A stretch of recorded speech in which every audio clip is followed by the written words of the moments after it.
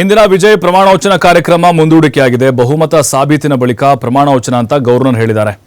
ಕೇರಳಕ್ಕೆ ಹೊರಟಿದ್ದಾರೆ ರಾಜ್ಯಪಾಲ ರಾಜೇಂದ್ರ ವಿಶ್ವನಾಥ್ ಅರ್ಲೇಕರ್ ಅವರು.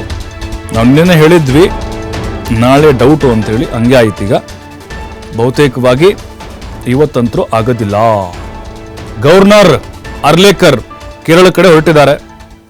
ಮ್ಯಾಜಿಕ್ ನಂಬರ್ ತೋರಿಸಿ ಅಂತ ಹೇಳಿದ್ದಾರೆ ಅವರು. 118 ವಿಜಯ್ ಅವರೇ ಅಂತ ಕೇಳಿದರು.